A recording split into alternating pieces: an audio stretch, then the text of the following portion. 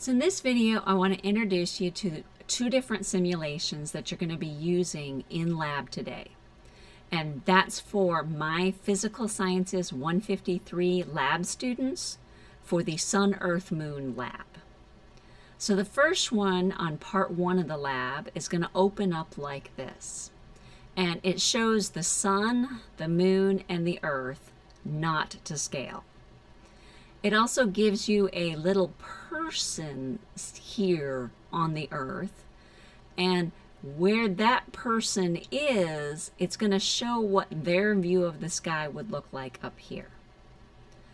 To actually play the simulation, automatically moving forward in time, you'd hit the yellow button, the play button, but you can also move forward or backward 1 hour or forward or backward 1 day by clicking these individual buttons.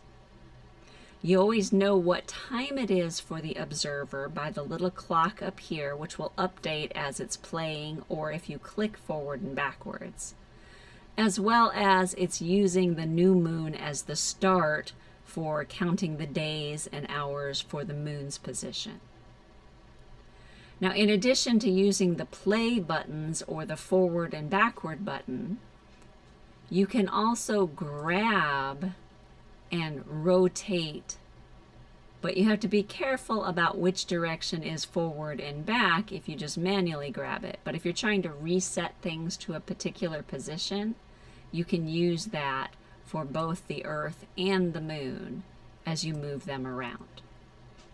So you guys are going to actually follow the instructions in the lab manual to do various activities, observe what you see here in the simulation, and record your answers into the lab report. And this one is for part one. Now from the same group, we have a separate one which is very similar here. Again, the sun, the moon, and the earth, and your time controls.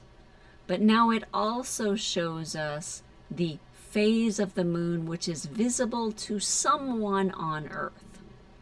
Now, it's not just for this person, because some of the time the person might be sort of on the other side of the earth where they can't see the moon at that particular time. But for someone somewhere on Earth, what phase of the moon would they see? So again, as you move through time, play, you'll record your observations about what's happening here. And then you can use this to help you answer the questions in the lab. Now in the lab, there's a similar diagram, but it has labeled numbered positions. As long as you've got your moon in approximately the same positions, you should get accurate information about the phase of the moon. If at any point in part one or part two you have any questions about how to use these two very closely related simulations, of course, reach out to me to get a little bit more guidance so that you can finish your lab. I hope you have fun exploring the Sun, Earth, Moon system.